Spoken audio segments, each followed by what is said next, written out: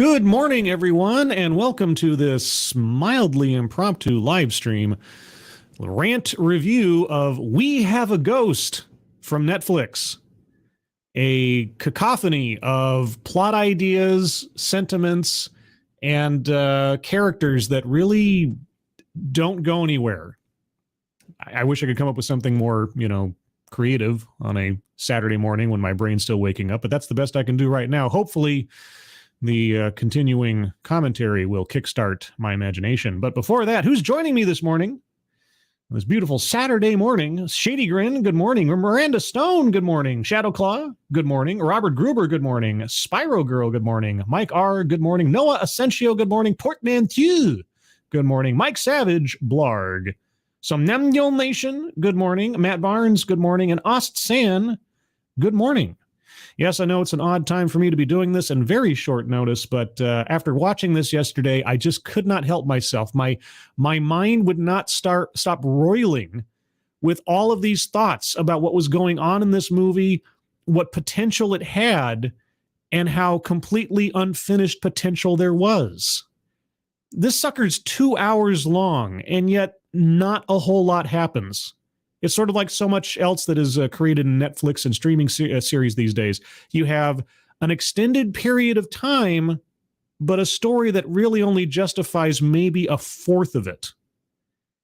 And this movie would have done better to be much shorter, which with many fewer characters. But anyway, I'll get into that. Now, just as a preamble, I'm not going to go through every moment of this movie. I'll have some, visual aid here of the movie stills as I move through the thoughts and things. But if you really want to experience this for yourself, watch it yourself. It's 2 hours out of your life you'll never get back. But I'm going to go over some things that as I was watching it, I kept waiting for certain things to happen. I kept waiting for certain Hollywood storytelling tropes that I was familiar with to occur. Now, you might say, well, why would you want something that's expected? Why would you want something that's predictable? Well, in a movie like this, there are things that I feel need to happen to make it an actual movie, but they don't happen, or they're not completed. And it's just, anyway, I will get into it as we proceed. A couple more hellos, and then I'll start here. Robert Pincus, good morning. Resolute Germ, good morning. Friend of the show is a friend of the show. Good morning. All right, so we have a ghost. We start off in this spooky house with a moon that looks like it's about to crash on the earth, given its size, or whatever. And we have a family that is screaming and running outside of the house because scary things are happening. And then time lapse to some time later where the house is overgrown and broken down, and new family shows up in a blue car that we will never see again. Just as a note, I don't know. There's a lot of continuity issues and a lot of little quibbles I have as things proceed, and I may notice them as we go. Anyway, we're introduced to family.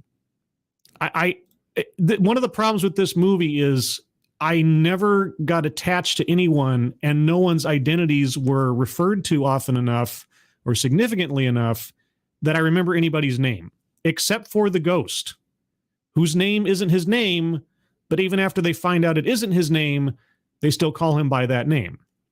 Anyway, so family of some note shows up, and we have the father, the mother, and we have two boys, an older and a younger. And one of the problems with this movie is we have too many characters that have nothing to do. The mother in this movie has nothing to do. The older brother in this movie has nothing to do. The father has a little bit to do, but the main character is the younger of the two brothers, and I don't remember his name. I'm not being facetious. It's one of those movies where you watch the entire thing and you watch these characters go through all these adventures and things, but there's just nothing sentimental about the names. There's nothing familiar about them. They don't stick. So I'm just going to call him younger brother until I remember his name. Anyway, younger brother he doesn't want to move to this new house. Why doesn't he want to move to this new house? I don't know. Where are they coming from? I don't know. What circumstances put them in the situation where they have to move? I don't know. But they're moving into this broken down house fixer-upper, and they're asking, gosh, why is it so cheap? And the real estate lady is like, oh, it's just a down market or whatever. And so younger brother goes up into the attic, just this gigantic attic, this warehouse-sized attic. Okay, so we have our setting. We have our creepy house. We have our attic. And then as he's up there, let's see, does it happen here or does it happen later? I don't remember. Anyway, what's the dynamic here? Okay, so the family is going to meet this ghost, right? And we find this family in a situation where I guess they're on the down low or something, like they've had some kind of financial crisis and they need to move to a cheap house, which they then fix up, which would require an amount of money that I can't even imagine because this is a historic house. Also, older brother has a brand new Mustang, which I don't understand unless it's leased or something. There's all these conflicting visual messages going on about the circumstances of the family. Why are they here? Why are they moving to this house? What is the purpose of this? Why is this kid so depressed? Don't know. But anyway, he's a depressed kid, but he's got a full family that supports him and loves him. And then he starts hearing creepy noises up in the attic one night, and he brings his cell phone out, which has a flashlight on it, of course, because we have to have an excuse to have the cell phone out, or else the main plot line of this movie doesn't happen. And the main plot line of this movie is there's a ghost. Now there we go. So he films the scary ghost, the creepy ghost in a bowling shirt with the name Ernest. Except he's not scared by this ghost. He just laughs at this ghost, and this ghost doesn't know what to do in that situation, so the ghost just kind of goes away. All right. Let's go into some ideas on world building. I did a whole stream on this last Sunday. Okay, world building. We have a world in which there are ghosts, apparently. What are the rules for these ghosts? Okay, well, the first rule is apparently this ghost has to scare people. Why? The first family in the preamble of this movie is scared out of their house by the ghost. The first thing the ghost does when he encounters someone in the house is to try to scare him. Why? Why is he doing that? We find out he doesn't need to do that. We find out that he can operate and interact with people effectively like a normal human being. So what is compelling him to scare people? Don't know. I mean, at least in Beetlejuice, they were given a guidebook, right? There were rules set down that you understood. Do we ever get any rules for how ghosts work in this world? No. Are there any rules implied? No. Okay. So anyway, ghost. And so he films the ghost and he puts it up on YouTube. And we get this whole, social media thing. Because that's got to be an aspect of this because, modern times and all this. Also, I'm clicking through this, but there's a romance sort of between this girl that lives next door to him and our younger brother. Sort of. She plays the trombone. He plays the guitar. I don't remember her name, just like I don't remember his name. And her only purpose in this entire story is to, at one point, sort of hack and get information that will help solve the mystery of who the ghost is, and B, end up in a very, very creepy and awkward romance scene. Anyway, so older brother and younger brother have a relationship. Well, older brother's got this crazy Mustang, and they're both still in high school. How do they afford the Mustang? Where's the blue car? Why did they need to move? Don't know. Doesn't matter. So anyway, younger brother tries to establish a relationship with this ghost, and surprisingly enough, he does. But what do we find out? The ghost can't talk, and the ghost does not have any memory of who he is or what happened to him. This makes for a very, very, very strange choice in narrative. The ghost cannot talk. This is a rule. Never explained why. But he also has no information to offer to the characters because he has no memory. So why make him mute? He can still interact with the real world. Here's the thing. He's not limited. It's not a challenge for him to interact with the real world. Remember in the movie Ghost with Patrick Swayze, where he actually has to learn how to interact with the real world. And when he does so, it's only in fleeting moments. And it's actually sort of a development of the character and his circumstances, as well as establishing the rules for ghosts in that world. Yeah, none of that happens here. He can just solidify different parts of his body as he pleases and interact with stuff. So he could be just writing down answers to things this entire time with a pad and a pencil.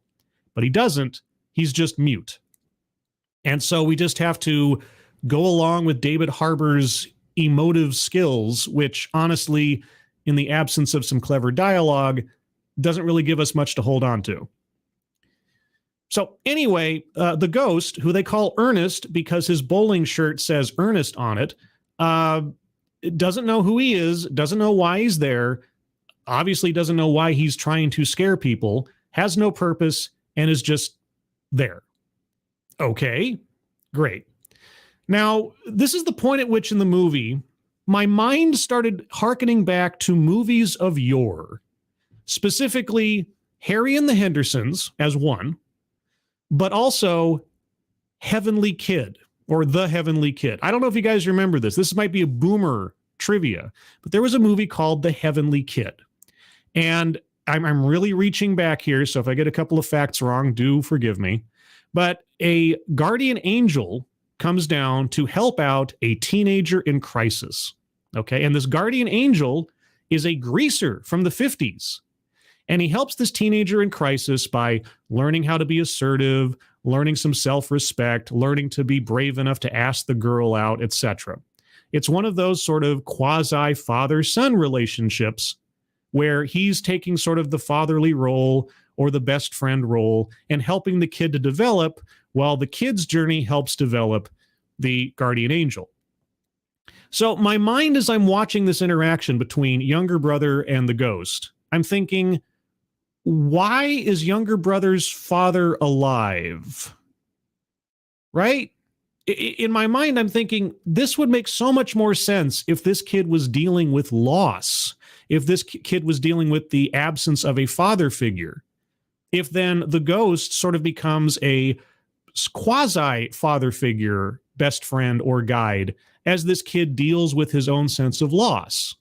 And then this father figure can help this kid develop from a point in the beginning of the movie where he kind of acts like this to a point in the end of the movie where he gains some kind of confidence or self-reflection or something like that. But none of that happens because the kid doesn't change in any noticeable way from the beginning of the movie to the end of the movie. He's just the good kid. And that's it. His shyness, his social awkwardness, if there is any, never really comes up. He's not picked on by bullies. He doesn't really have any hesitation in talking to the girl in the movie. So there's no arc that he needs help with. So the ghost has no utility in developing younger brother's character. So again, my mind is hearkening back to these other movies where you would think that this would be the thing, but it isn't. And so I kept feeling unsatisfied. Anyway, so he discovers that the ghost doesn't know who he is or why he's there or what happened to him. And so now he's determined to find out who is the ghost, what happened to this ghost.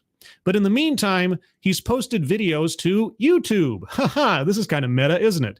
And we're introduced over the course of time to two different characters, which really should have been one character, but they split it amongst two different actresses for reasons that I don't know. The first one is Jennifer Coolidge. Who is Jennifer Coolidge? Well, she's a medium. Why is she in this movie? I don't know, except that I guess Jennifer Coolidge is really popular right now, and they wanted to find a place for her in this for name recognition or, you know, trailer recognition. So, yeah, she's in this movie. She has one significant scene in the movie and is never seen again or mentioned again or has any significance. There was an indication that maybe she was going to become a villain of a kind, but that never happened. No, our real villain down here is Tig Notaro, who plays gender-swapped, washed up Fox Mulder. That's the best I can put it. Gender swap, washed up Fox Mulder, who's also the hunter from Harry and the Hendersons, but also is not.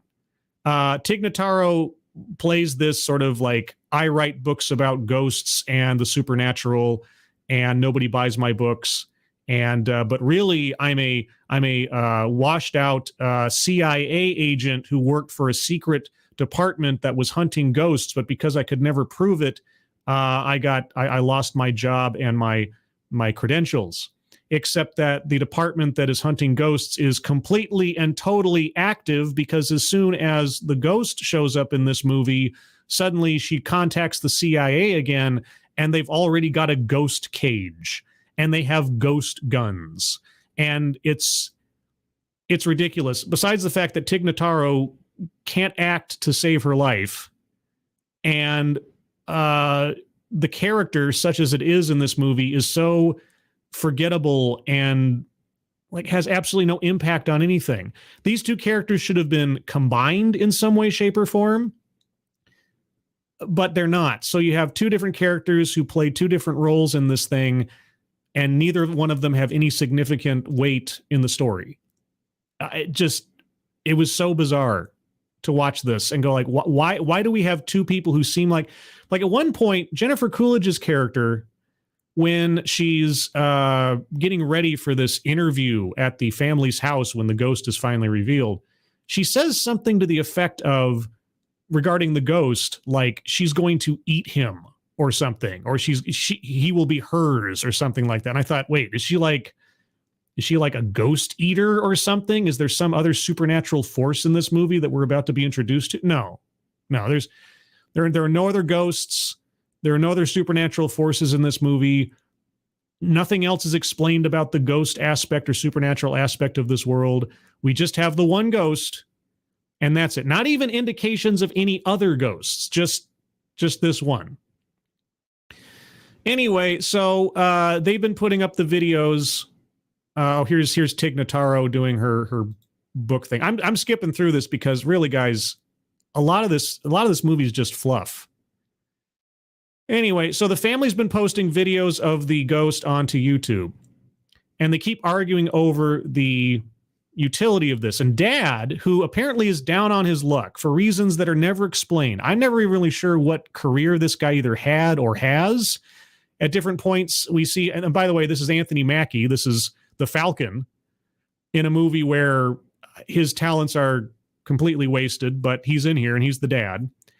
And so anyway, Dad has a name tag on his shirt at one point that I couldn't even read. And I guess maybe he works at like a big box store or something, while also fixing up a historic house and also having his son drive around in a Mustang in a blue hatchback that we never see again. But I don't know. But anyway, so Anthony Mackie's character, he gets all excited about taking these videos and putting them on YouTube because they get hits. And he's like, wow, this thing got 1,000 hits in like an hour. We're going to be rich. And younger brother says, not really. And the inner YouTuber in me laughed at that because he's absolutely right. I have a video on my channel, my G.I. Jane review with Ranting Monkey, that has 115,000 views at this point. And it's monetized. And over the course of the several years or whatever that it's had those views, it's gotten about $20 in ad revenue. You know, not that big a deal. Whatever. Anyway, but Dad gets all excited. He gets all excited about trying to monetize their situation with the ghost. Okay. Now, as I'm watching this, and as I'm watching this go down, where Dad goes all like gold rush crazy on trying to monetize the ghost, I couldn't help but think of something that happened in a Red Letter Media review of Ghostbusters Afterlife. And I realize this isn't like a new idea, but I really have to wonder if the writer of this film didn't see the Ghostbusters Afterlife review before writing the script for this movie. The script for this movie, by the way, which seems like the production of an AI going through every sentimental children's movie or PG-13 movie of the 80s and just smooshing them together. But in the Red Letter Media review of Ghostbusters Afterlife, at one point in the review, Mike and Jay and everybody's favorite Rich Evans.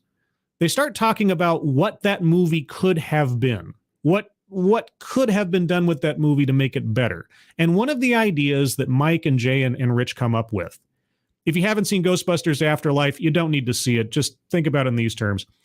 In Ghostbusters Afterlife, part of the plot is Ghostbusters, the brand, effectively, or the ownership to it or whatever, is given to Egon's daughter, adult daughter who's kind of a, white trash, kind of, living on borrowed times sort of mother, at least in the situation we're presented in the movie, even though they never explored all that much. Anyway, Rich and Jay and Mike, they say, what if the mom, seeing the opportunity to we own the Ghostbusters brand, what if she tried to cash in on that? What if she opened up a little store with nothing but cheap Ghostbusters memorabilia all over the place and tried to, make a buck off of it? Sort of like how, Bill Murray's character in Ghostbusters was kind of a con man after a fashion, right? Like Peter Venkman was kind of a con man. He was with these other scientist guys, but he was trying to make a buck off the whole thing. What if she had that kind of attitude and tried to make money off of the Ghostbusters brand and was just kind of money grubbing? And then, of course, you have some kind of arc there where she learns the value of XYZ. The dad does this. This is the dad's only arc in the movie. He is a money grubber. He is trying to monetize a dead man's plight with YouTube videos and TV interviews and everything else.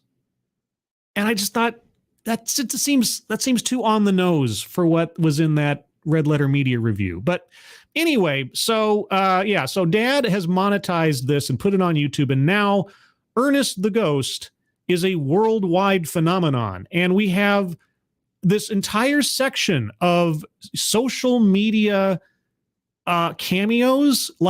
I think some of these people are real TikTokers, real Twitch streamers, real YouTubers. I don't know.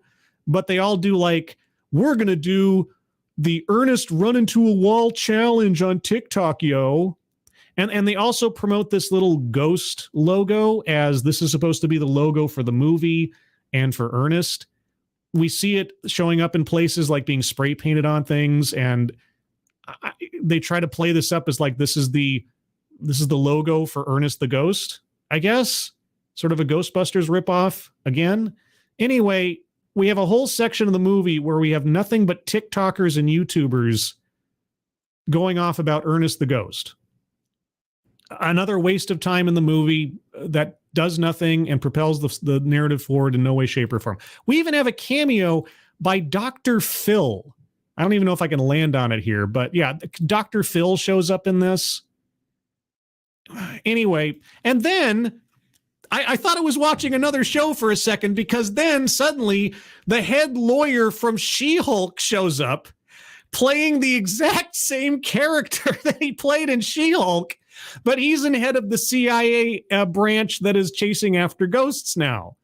And I was just like, can this guy only get one job?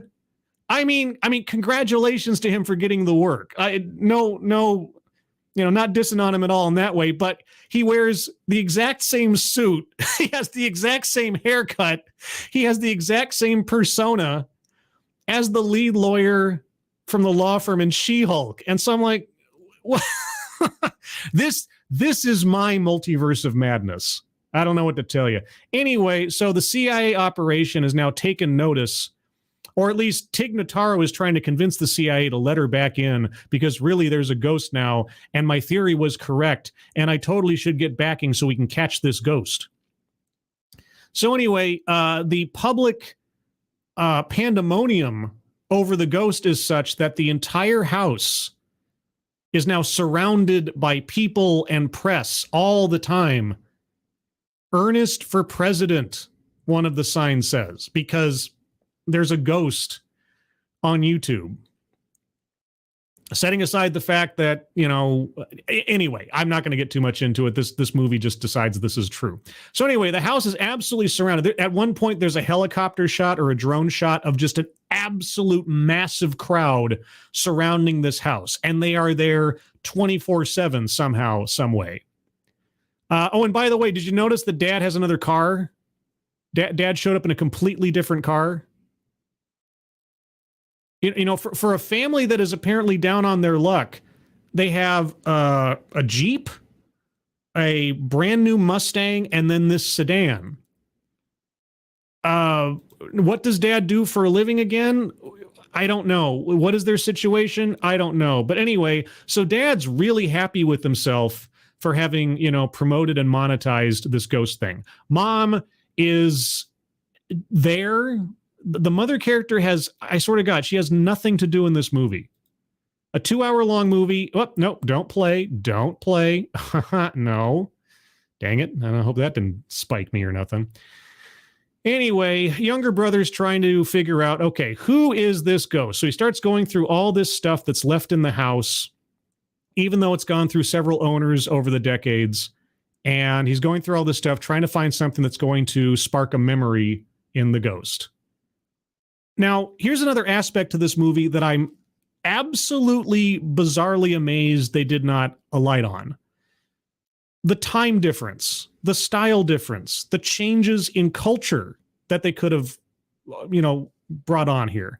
For example, this ghost comes from, say, like the 1970s or thereabouts, and you have a kid here who's a musician.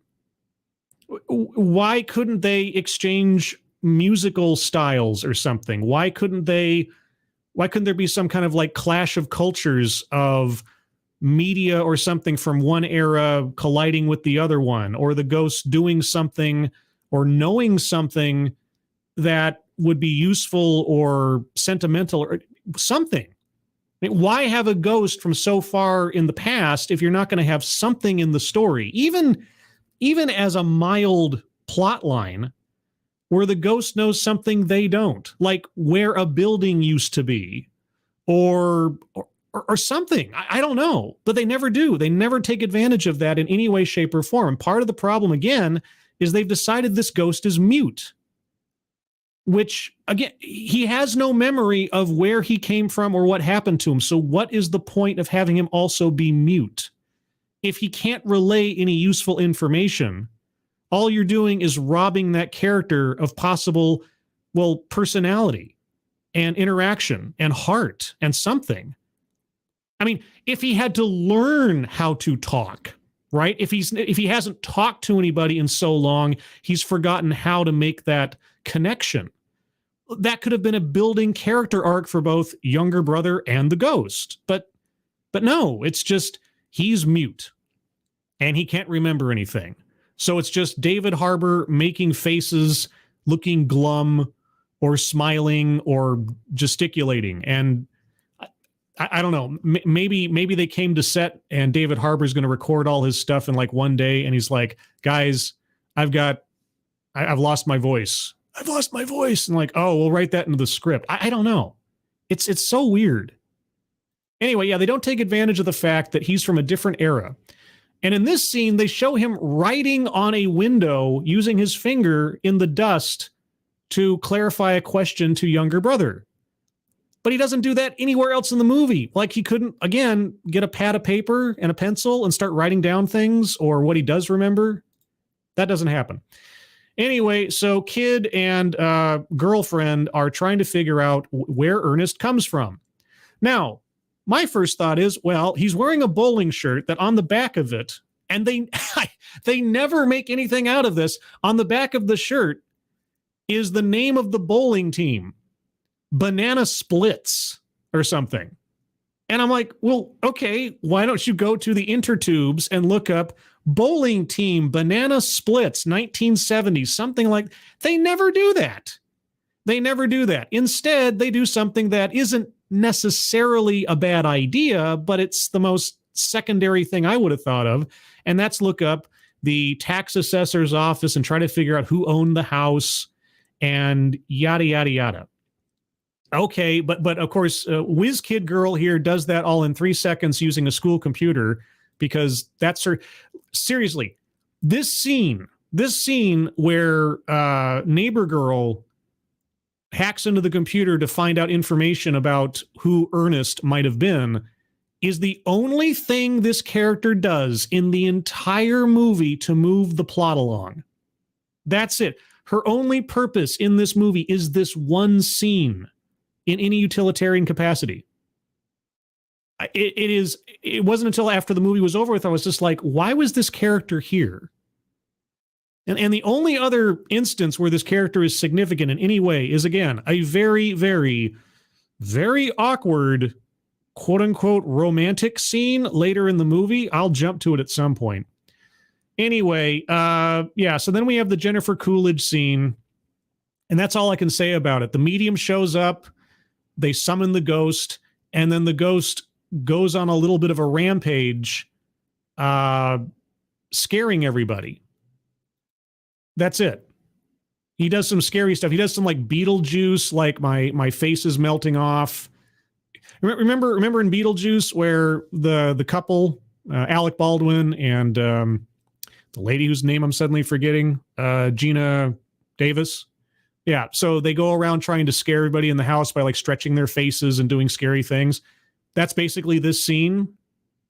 And it gets a little, I don't know what you want to say, like gross at points. So I don't know if I can show it all the way. But so he ends up like melting his face in front of Jennifer Coolidge and twisting his body around and walking around like a Silent Hill spider person, or that one cut scene from The Exorcist, and just scaring everybody and showing, yes, I'm a scary ghost. Oh my God. Anyway, why did that happen? Just because, just to show that Ernest is scary or can be scary. Although I thought that I thought younger brother was trying to convince the world that Ernest wasn't a threat to anybody. But then they do that scene. And then Jennifer Coolidge is never seen again. Her character has absolutely nothing to do with the rest of the story at all.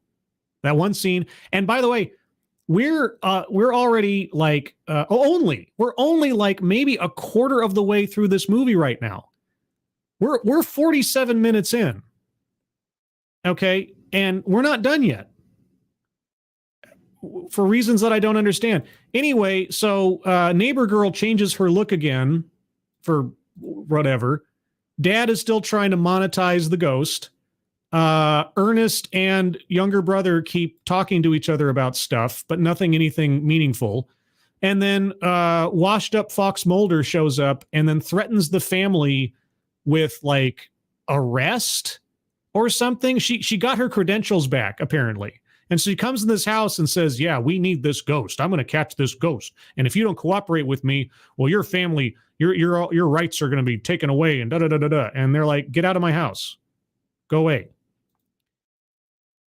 So anyway, she's trying to catch the ghost, like actually catch the ghost. Meanwhile, these two figure out that the only way we can find out where Ernest comes from is if we get Ernest out of the house. And it's like, hey, Ernest, can you leave the house?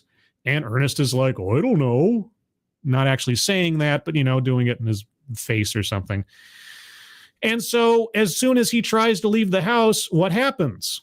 Is there any magical barrier? Is there any rules to how ghosts have to haunt a place that apply? No, he just walks outside and that's it. There's no challenge. There's nothing to overcome. There's no magical barrier or something that he has to defeat.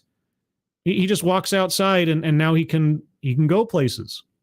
Oh, by the way, if you can't see in the little mini thing down here, he also like opens the door with his own hand because, he just can interact with the real world or not, as the case may be. Anyway, so Tig Notaro is like, I'm going to give you my whole backstory. I was on this team in the CIA and millions of taxpayer dollars were spent on woo-woo science, they thought, and we were shut down. And I am determined to get this ghost. And they're like, get out of our house. And she's like, I'm with the government. It's like, no, get out of our house. I don't want you here. Go away. You don't have any jurisdiction here. Get a warrant or something. She's like, oh, I'll be back. You'll regret this. I'll see you soon. I'll be back. Like, okay. I mean, this is entirely more or less the Hunter from Harry and the Hendersons, except with no personality and, no real arc. Anyway, so now Ernest and the two kids are running out of the house to try to find a bar nearby that maybe Ernest went to or something. I don't know.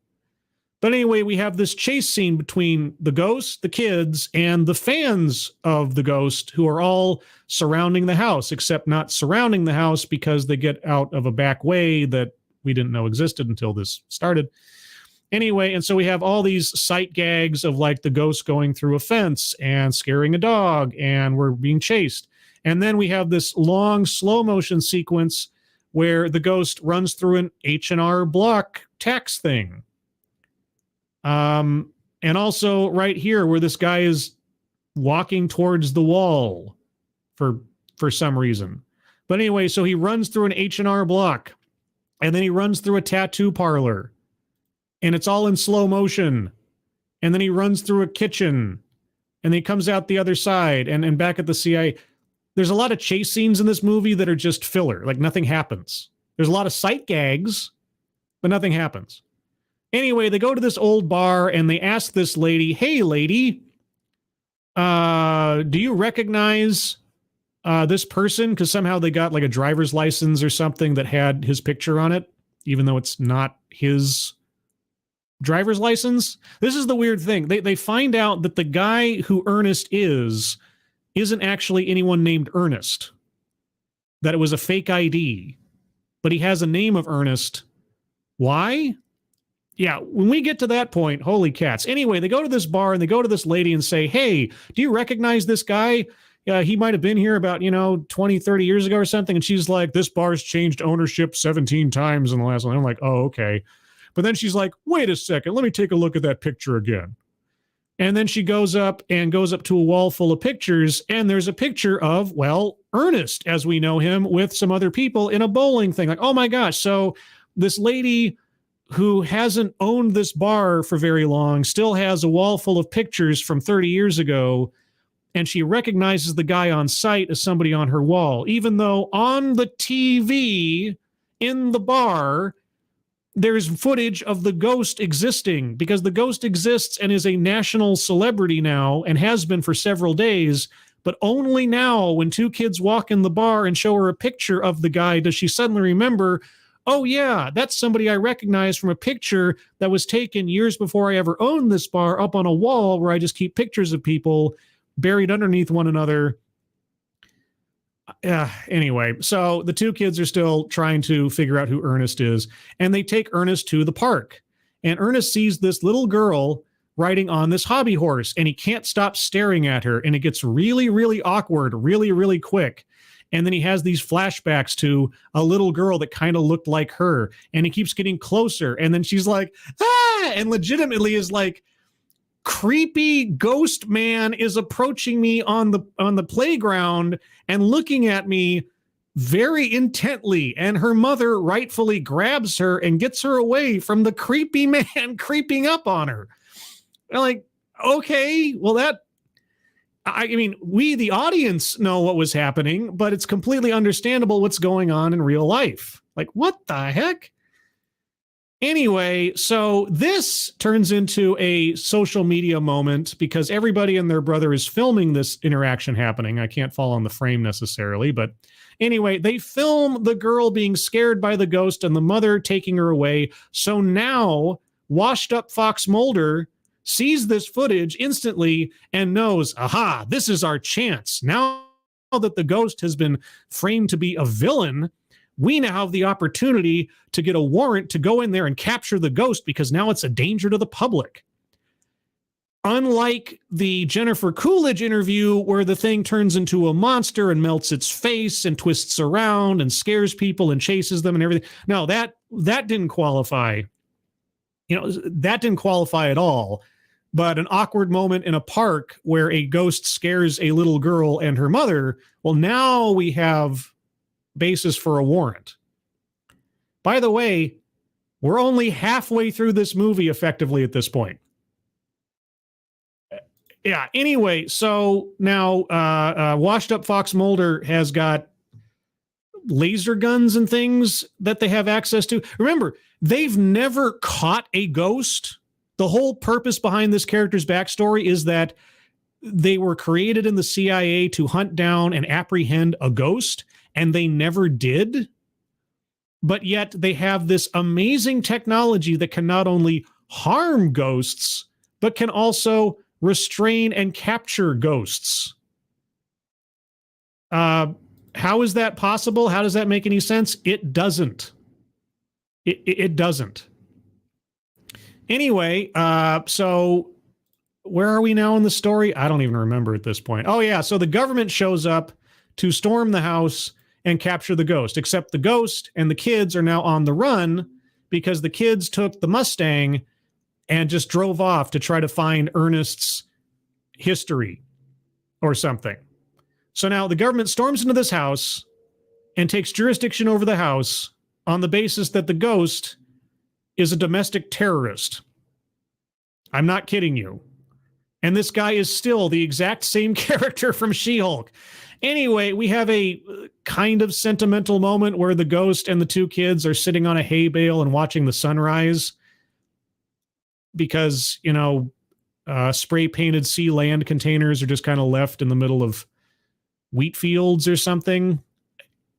It's so artificially sentimental that I don't know, it's just more filler. All right, now we go to a gas station because we're on our way to our destination. And at the gas station, well, there's like an APB out now for Ernest and the two kids because apparently the line is that this girl has been kidnapped by younger brother and the ghost. Right. By the way, I don't think until the very end of the movie or something do we ever actually meet her parents or anything. But anyway, so they sit in the car and they're playing around. And then the sheriff notices something off. He recognizes the car. He sees the two people in the back. And then he sees the ghost disappear in front of him. And then he's like, okay, well, now's the time that I'm going to go pull my gun on this kid. Oh, wait, except the ghost now has my gun and is pointing the gun at the cop, which is obviously going to very much endear the ghost and the kid to the police going forward. But anyway, then we have trigger-happy deputy out here. And he's got the girl up against the car for some reason, and he's got his gun out. Why does he have his gun out? Simply because younger brother came out of the convenience store. I can't fall in the right frame, of course. But I swear, all he did was kid comes out of the convenience store and guy pulls gun on him and is about to shoot him, even though he has his hands up, is obviously not armed. But there's this whole subtext going on in here of like current day, current events, etc. That's not, they don't go overt with it, but it's pretty like, this is the best I can do down on the bottom here. If you see down to the bottom little frame. Yeah, he comes out with his hands up and the guy's about to blow him away. But thankfully, you know, he gets knocked aside by the ghost and then they get in the Mustang and then we have a car chase. And I found it kind of interesting that we have a car that is kind of in the same color as the Dukes of Hazzard being chased by the local sheriff. And this goes on for way too long with lots of, the only reason for this car chase is to show off more ghost stuff where he like jumps from car to car and starts messing with the cops and turning their steering wheels and going through things. And it goes on a long time. And we're still only just over halfway through the movie. Anyway, the government is occupying the house. Mom's mad. She gets in touch with her son, tells him to keep running. Nothing comes of that. Okay, now here's where we get really awkward. They stop at a motel that by the sign, it's called Troxy's Motel. And I got to think that that's some kind of inside joke somewhere. That sounds familiar. Anyway, they get into this ratty, nasty hotel, which, look at this. It looks like an okay hotel, but like, boy, it stinks in here. And like the toilet is terrible. There's this major stain on one of the beds. There's a peephole behind the wall that the guy looks in on. And I mean, if I can show you what he sees, that would be something. if I could fall on that frame. But all I can tell you is that he looks into the other room and he sees furries. He sees a pair of furries frolicking together. There's nothing sexual going on overtly, but he looks in and he sees furries. I can't fall on the frame. Maybe it's better for you that I don't. And that is just never brought up again, and it just goes away. And then we have one clean bed and two junior high kids, early high school kids. I'm not quite sure what their ages are supposed to be, but they're still in. I'll be generous and say it's high school, I guess. I don't remember that they ever really clarify that. But anyway, there's one bed and there's two of them. Now, just as a note, to this point in the movie, I'm sorry, there is absolutely no chemistry between these characters. And it's entirely due to the writing. We never get anything, any interactions, any real heart or connection with these two. We don't spend a lot of time with them as a proto couple or anything. So by the time we get to this point, it just feels like they're friends and it's entirely platonic. Nothing to this point has told us it should be anything other than a platonic relationship, as far as I'm concerned. But they sit there on the bed and they turn on the TV, and what comes up? Ghost with Patrick Swayze. There's a rule in movies, if at all possible, do not reference a better movie than your movie within your own movie. And here we have in universe, so this is apparently taking place in our real world, Ghost, the movie, a movie about a ghost where there is character arcs, there are rules to how ghosts work, there's a limited number of characters that have a very focused relationship one to another. It's a very simple story overall. It tells a very compelling story and establishes a very powerful romance, none of which is in this movie. None of it. And I'll tell you what, I might be off, and somebody can correct me on this. I think Ghost has a shorter running time than We Have a Ghost, and does a heck of a lot more in its running time than this movie does. Anyway, now Ernest, he decides he's going to play, I don't know, the cherub here. He's going to play Cyrano. He's going to try to get... by the way, also, Ernest the Ghost is an answer to a Wheel of Fortune thing. This is how famous this guy is at this point. We're supposed to believe in this world. Anyway, so they're sitting on the bed awkwardly, and it's awkward, and it's really awkward, and they're talking, and it's awkward, and then it's awkward, and then the kid goes in the bathroom real quick, and Ernest is giving him a pep talk. Now, remember, the character can't speak, so we don't know exactly what his intentions are in trying to give this kid a pep talk, but ultimately it is more than suggested that Ernest is trying to get the kid to get up the courage to sleep with the girl, to have sex with the girl. That's all I can draw from this interaction. He pushes the kid out there to go like, yeah, and then we have this scene where the camera draws back from their shoes and things being on the floor, and I'm thinking, what is going on here? But no, it's very chaste. They are sleeping next to each other, otherwise fully clothed. And I honestly cannot tell when I look over and see Ernest watching them on the bed whether or not he might be disappointed that something more didn't happen. It is so weird and bizarre and awkward. And this is supposed to be like a family PG-13 movie or something, I guess. Oh, by the way, there's one word in this movie that the characters love finding reasons to say over and over and over and over again to still stay within, I guess, whatever counts for a PG-13 rating these days. And that's the word shit. At every possible moment where someone can utter that word, even when it doesn't seem appropriate, they find a way to put it in there, because now it's like, edgy and PG-13 or something, I guess. I don't know. Not that I'm some kind of prude about it, but honestly, it just felt way overused. Anyway, so now we need to get on the road because our car is damaged from the chase with the sheriffs, which apparently they couldn't then radio another jurisdiction and have to be on the lookout for an orange Mustang. But apparently they can't use that car anymore, even though it was functional. It just had its bumper torn off. So Ernest goes and steals a car. Because, that's what ghosts can do. He just steals a car. How is Ernest debilitated in any way, shape, or form from just moving out to the country and living as a farmer now? I don't know. Anyway, so they steal this car, or Ernest steals the car, and then the kids effectively steal the car, and they drive off to the house of the other man they saw in the photo with Ernest, who's played by a very recognizable actor whose name I don't know.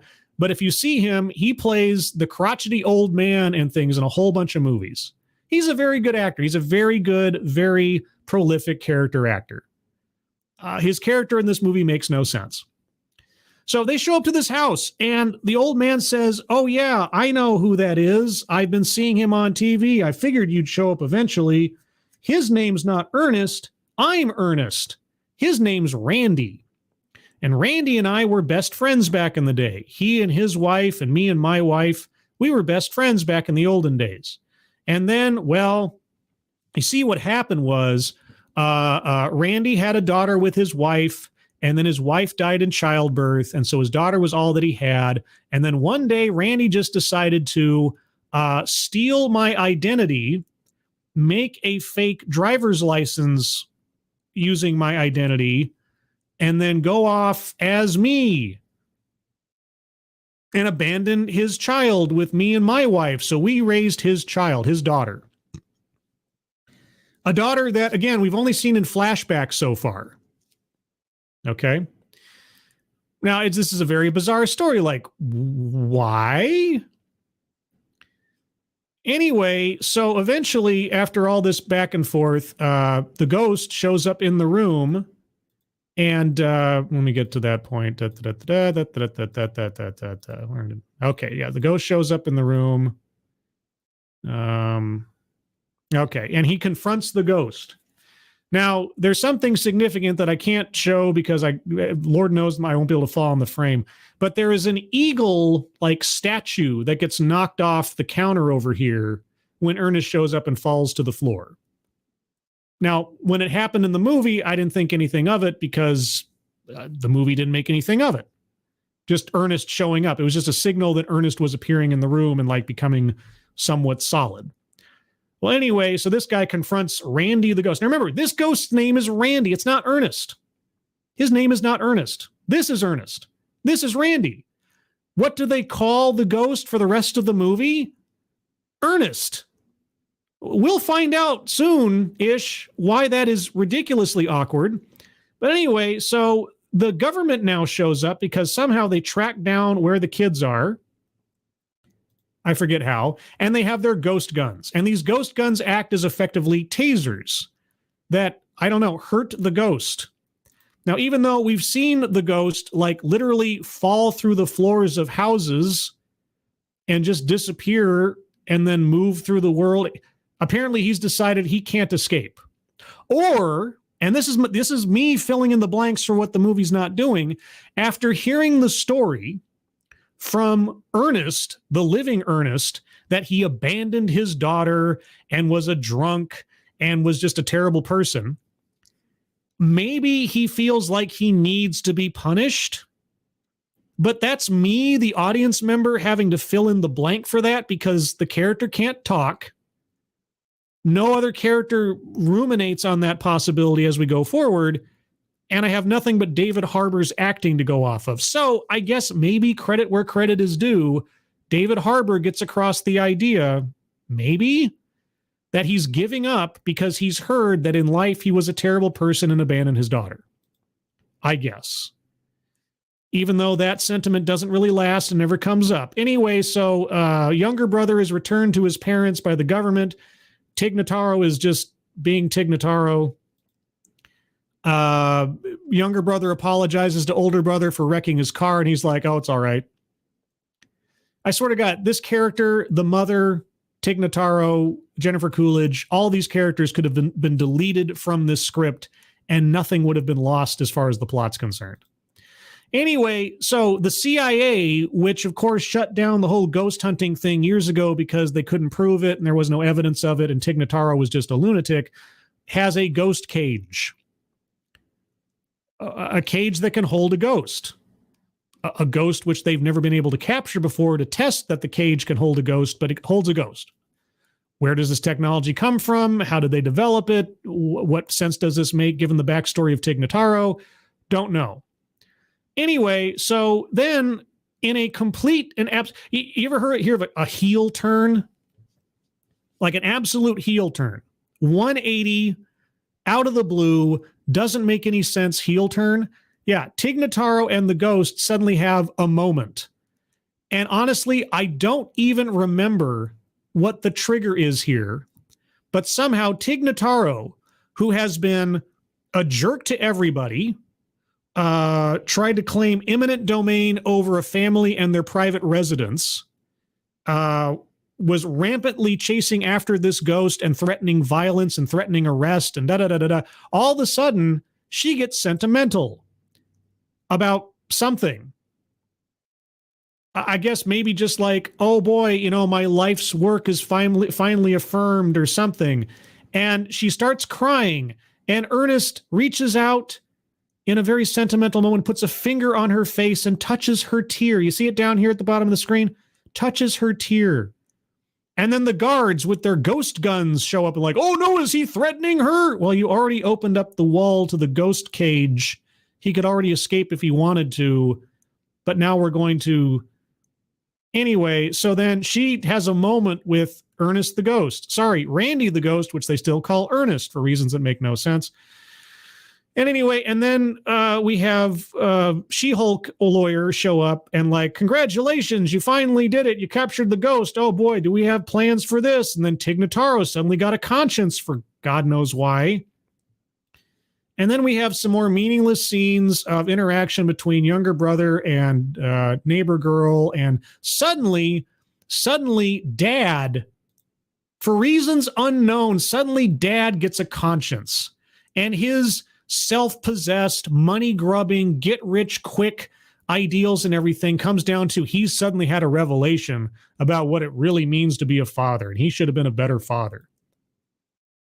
And this comes out of left field. It has absolutely nothing to do with anything. It is not driven by anything in the plot at all. And again, as I watch this, I'm thinking to myself, this movie would have made so much more sense if the father had passed away and the kid was having to deal with the absence of a father figure, and that, you know, maybe he has some resolution with his father after his death. Maybe there's some animosity against his father that he didn't understand at the time that gets resolved with his interactions with Ernest. Or maybe Ernest can like find out information, or maybe there's other ghosts. No, there are no other ghosts in the world. I don't know.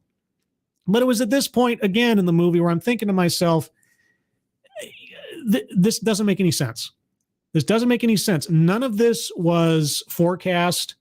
Dad's sudden revelation about how bad a father he was. I mean, save for the fact that he, like, you know, tried to monetize on a dead man, which isn't exactly new in this world, if you think about it. I didn't really see anything that showed him being a bad father. He just got, like, again, gold fever in trying to make a buck off of Ernest. But I never saw him be a bad father. So all of this apology, all of this regret, all of this sentiment, I mean, even if it's sincere, as far as I can recall, has absolutely no basis in the establishment of the character prior to this point. So it feels completely out of place, completely untelegraphed, and yeah, means almost nothing. It feels like a module you just kind of plug into a script. Like, here's the point where the father has a moment with his son about being a father. And it's nothing. It goes on for a very long time. Very long time. Anyway, Randy is being tested at the ghost facility for reasons that I don't understand. And then suddenly Randy has a flashback because this guy's wearing an eagle pin.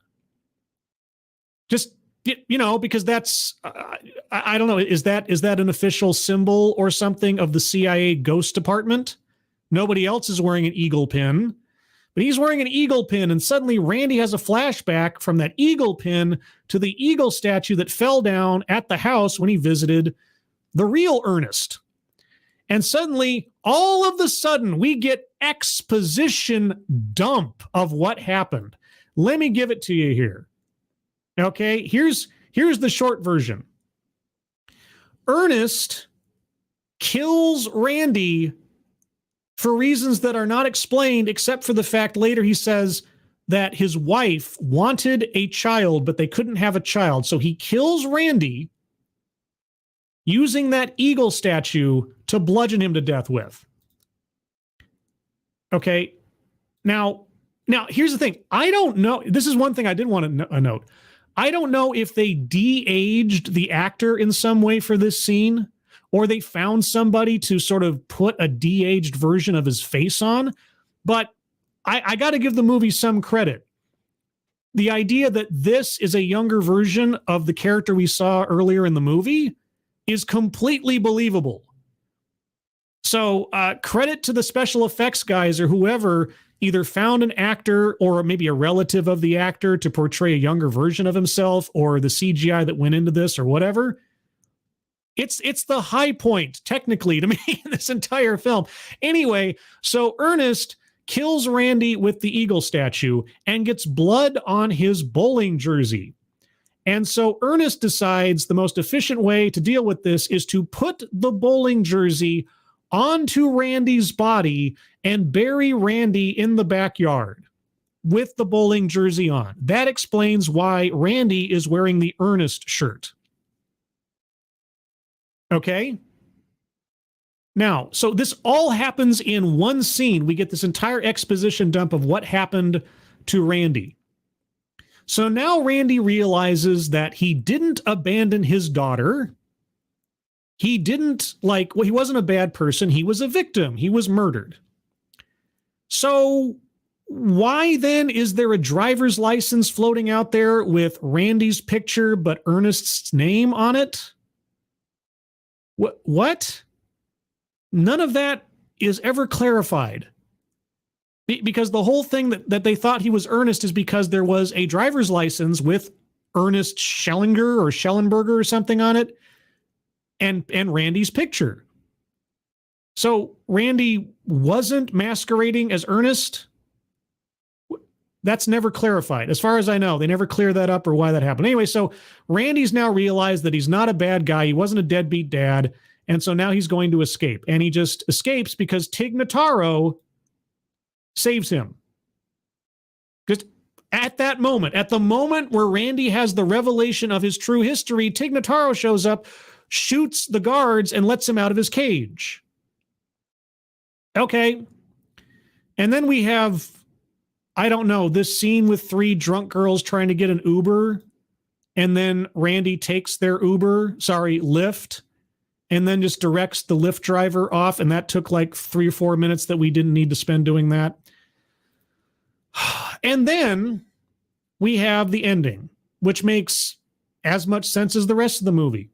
Guess who breaks into the house? Why, it's killer best friend guy. Okay, so let me get this straight. You killed your best friend 30 some odd years ago. You buried him in the backyard of this house. You got away with murder. Oh, by the way, the liquor that this guy is drinking, I guess he brought his own bottle with him down here. It's called Redemption. I don't know if that's a real brand, but I was like, what? Anyway, so this guy's plan, because he's afraid that Randy the ghost, who everybody still calls Ernest, he's afraid that Randy is going to somehow give away the fact that he murdered him and he's going to go to jail. All right. Which is entirely possible since the physical evidence of Randy's corpse is conceivably still in the backyard wearing that same shirt. So here's his genius plan. Get ready for it. Get ready for it. Genius plan. In order to avoid going to jail for murder and being discovered for a murder that I committed many, many years ago, I am going to go to the house where the murder occurred, where the body is still buried, and I am going to slaughter the family that lives in that house in order to cover up the fact that I murdered a guy 30 years ago. I mean, you could chalk that up to senility. You could chalk that up to drunken stupor, bad, whatever. Sure. Okay. Yeah. Criminal genius over here. Criminal genius. Anyway, so he chases the family around the house with a gun. Now, you have 3 full-grown, youthful men who we are shown throughout the course of the movie are in really good shape. None of these guys are able to take down a crotchety old man with a pistol. Okay, now I'm not saying you should attack a crotchety old man who has a pistol with a baseball bat, and that should be your first go-to, but still, even when they get into physical confrontations with this guy, they can't take him down. He overpowers them. He gets the better of them throughout everything. It's kind of ridiculous. So anyway, he blames his wife. By the way, his wife had a stroke and she was just like sitting there like a vegetable in the scene previous. It's meaningless, but he says he blames his wife. She wanted a kid. Oh, and I had to do it. So he kills Randy anyway. So then, of course, we're chasing around the house with old man. This goes on for way, way, way, way too long. Finally, Randy shows up because now, once you know, and the only way people know that Randy was murdered is because this guy basically confessed it to the kid. But now that you know that the name of the ghost is Randy and that the name of his killer is Ernest, do you continue calling the ghost Ernest? Of course you do. Why wouldn't you continue to attribute a murder victim with the name of his killer? It's just, of course you do. Anyway, so Randy the ghost takes down the old man, and then Dad shows up. But then Dad starts rushing towards Ernest, and it looks like Dad is angry at Ernest or something, like he blames Ernest for this or something. But no, it's that the old man is getting up behind him. And Dad throws the old man out the window, and the old man dies, conceivably, hitting the pavement. And I think he's dead right next to where Ernest was buried. Sorry, Randy was buried. See, I can't even get past it. Yeah, so his murder victim was buried, I think, if the flashback was correct, somewhere around here, or maybe right on this spot. Anyway, so yeah, old man is now dead, knocked out the window by Dad. Dad's the hero. And then there you go. And then we still have 20 minutes left in this movie. What? Anyway, so in a brand new car, a brand new car with the license plate Booyah, where did the money come from? I guess YouTube Millions or something. So we had the blue Jeep, we had the Mustang, we had the sedan, and now we have this thing. Okay, why is the family struggling again? Anyway, they drive out in the middle of nowhere, and Randy is standing at the water's edge. Now, is this location meaningful to the character in some way? Is this location special? Was this where he went to fish or play with his daughter or something?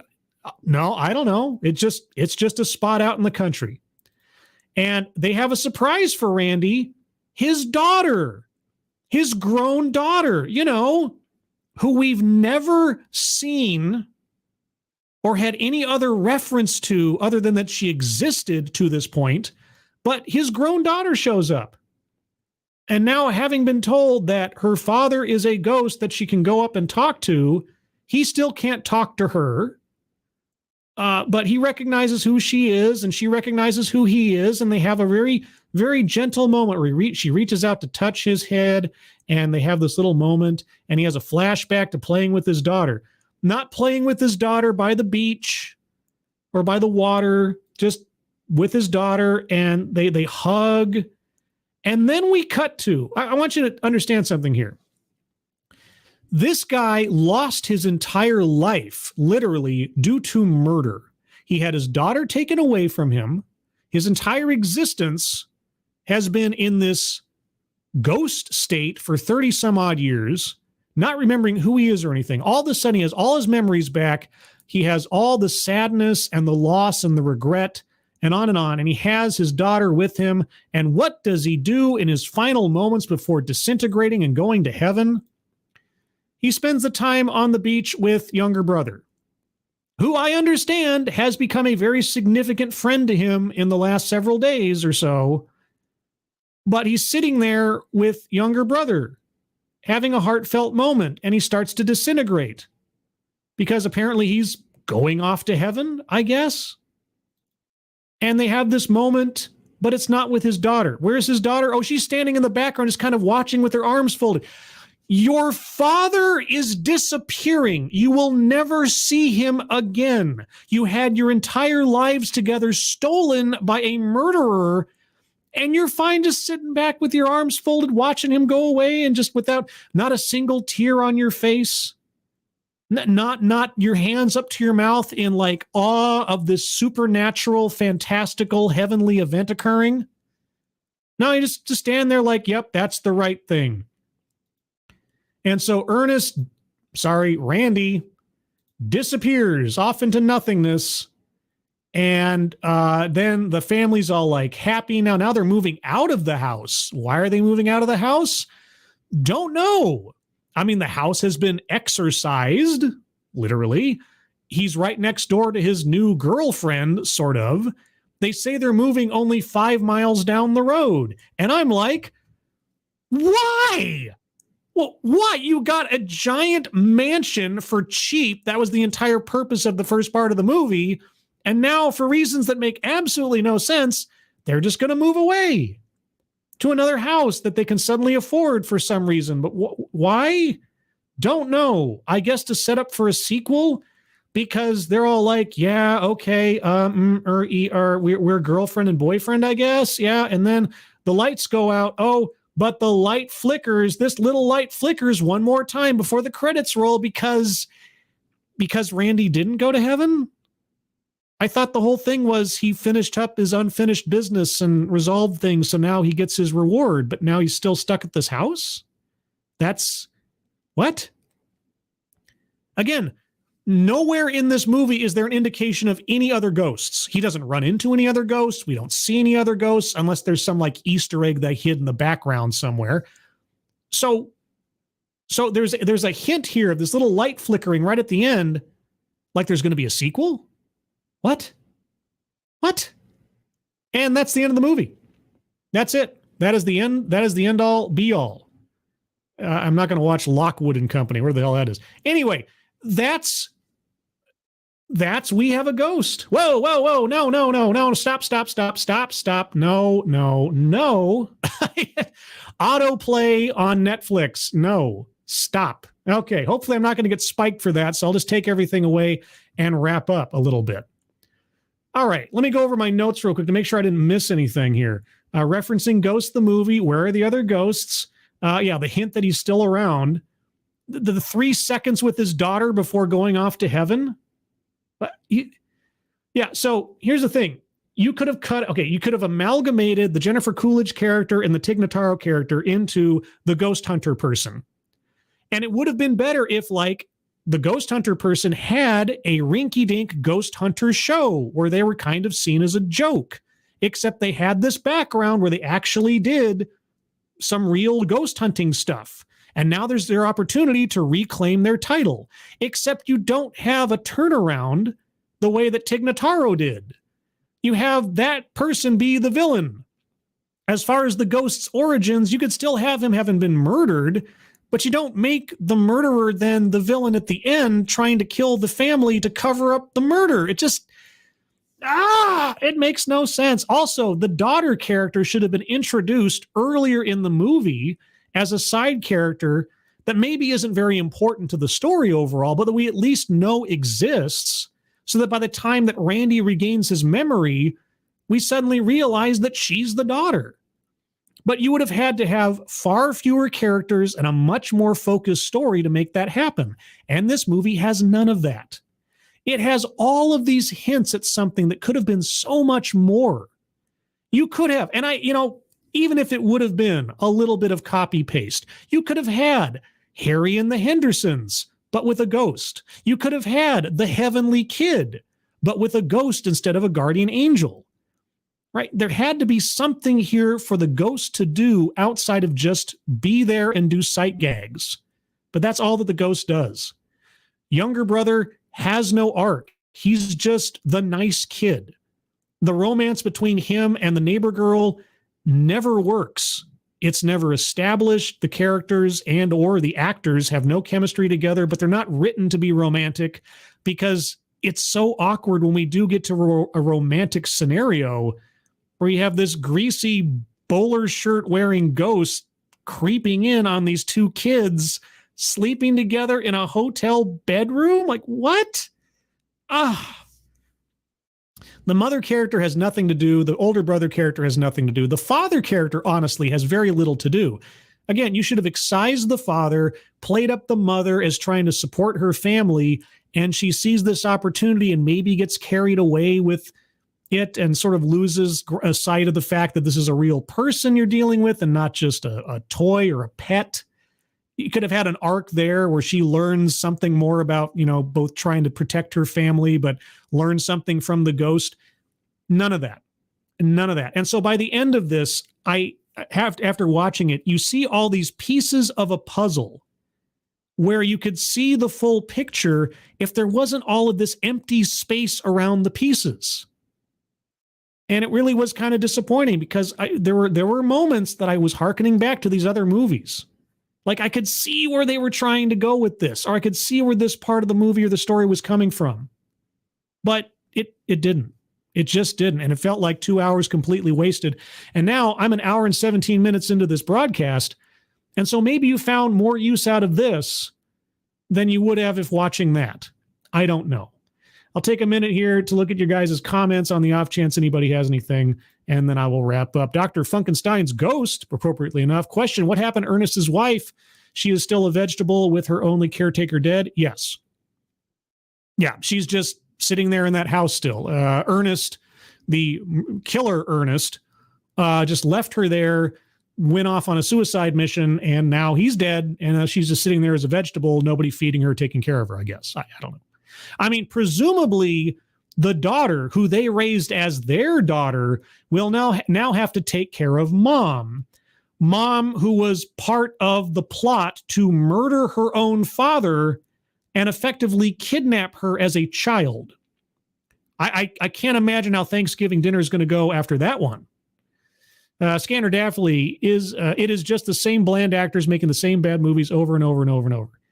Well, I don't know about that. I haven't seen this combination of actors in this kind of movie before, right? But of course, David Harbour being attached to Stranger Things, then having a supernatural thing, and he did Santa Claus recently too. David Harbour's having his own Harbour Renaissance in sort of like one-off, straight to video, straight to streaming movies and things. And good for him, whatever. Hellboy sucked though. This sucked too. Let's see, Spiral Girl. I always wonder if there are rewrites that either ruined the original concept or made it much better than it was originally. Interesting thought either way. There is a better movie here. There are all the pieces for a better movie here, and a far shorter movie and a far tighter script. I would love to hear Script Doctor's take on this, except that I wouldn't want to condemn him to having to watch the thing. So Script Doctor, or anybody out there, I might mention this on Twitter or something, if you decide to watch this movie, I just so I'm not alone. You are not alone. I don't want to be alone in the world thinking that there is a much better movie within the pieces of this movie.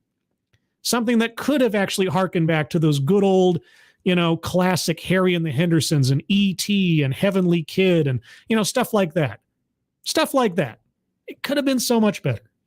Anyway, guess what? Tomorrow I'm going to go see Cocaine Bear with my sister.